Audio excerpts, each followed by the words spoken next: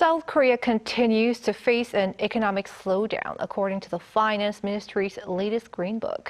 But downward pressure on the economy has been eased as exports and demand at home show signs of improvement. Our Lee Soo-jin has more on this latest report. South Korea's economy continues to see a slowdown. The Finance Ministry's Economic Greenbook released on Friday assesses that the nation is continuing to experience the slowdown, mainly due to the ongoing slump in the manufacturing sector. This is the sixth consecutive month that the ministry has reported a slowing economy.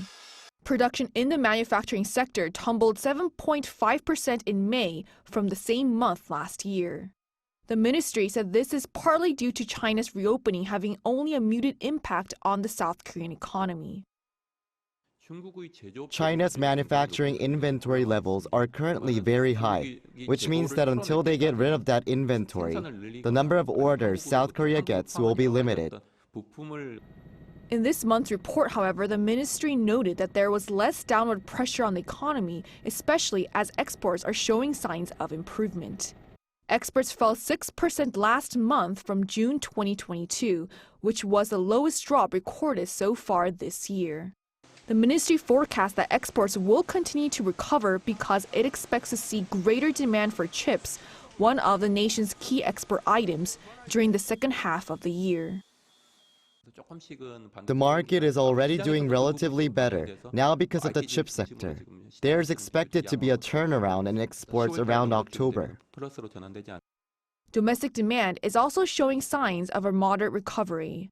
Retail sales, an indicator of private spending, rose 0.4% in May from the previous month. South Korean consumers also have a more optimistic view of the nation's economy. The Composite Consumer Sentiment Index rose to 100.7 last month.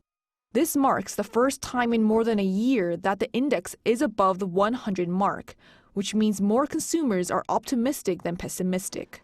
There is some good news for inflation as well. The rise in consumer prices fell to the 2% range in June for the first time in 21 months. I think that the economy will see consumer price growth slow starting now or in October. The ministry added it will accelerate efforts to implement policies that will continue to stabilize and improve economic conditions during the second half of the year. Lee Soo-jin, Arirang News.